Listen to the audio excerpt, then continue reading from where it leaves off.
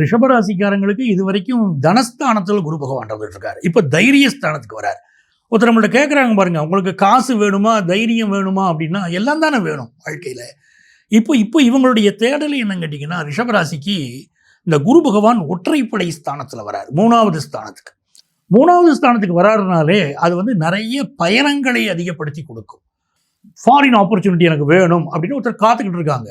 அந்த பயணங்கள் இப்போ கிடைக்கும். பிஸ்னஸ் பண்ணணும்னு ஒருத்தர் நினைக்கிறாரு. ஆன்லைன் பிஸ்னஸ் பண்ண அவங்களுக்கு பெரிய வளர்ச்சி கொடுக்கும். நீங்கள் பார்க்குறீங்களே, இந்த சோஷியல் மீடியாவை பயன்படுத்தி பிஸ்னஸ் பண்ணுறாங்க பாருங்கள், அந்த மாதிரி பிஸ்னஸை ரிஷபராசிக்காரங்க எடுத்தாங்கன்னா பெரிய வளர்ச்சி கொடுக்கும். எந்தெந்த ரிஷபராசிக்காரர்கள் மீடியா துறையில் இருக்காங்களோ அவர்களெல்லாம் இப்போ புகழ் பெறுவாங்க. அப்படிப்பட்ட அமைப்பு உண்டு. அதே மாதிரி அக்கம் பக்கத்து வீட்டோட உங்களுக்கு ஏதாவது ப்ராப்ளம் இருந்துச்சுன்னா இப்போ சால்வ் ஆகும்.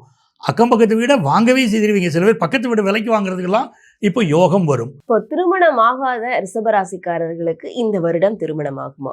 குரு பகவானுடைய அற்புதமான பார்வைமா, இவங்களுடைய 5வது பார்வை நேர ரிஷபராசிக்கு 7வது ஸ்தானமான விருச்சிகத்தை பார்க்குது. ஒரு நல்ல திருமணம் இப்போ அமைய போகுது.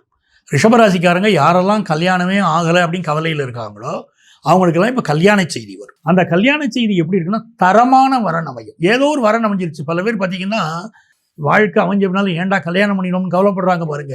இந்த ஆளை கல்யாணம் பண்ணிக்கிட்டு நான் வாழ வேண்டியிருக்கேன்னு நினைக்கிறாங்க பாருங்க. அந்த மாதிரி இல்லாமல் ஒரு தரமான வாழ்க்கை அமையும்.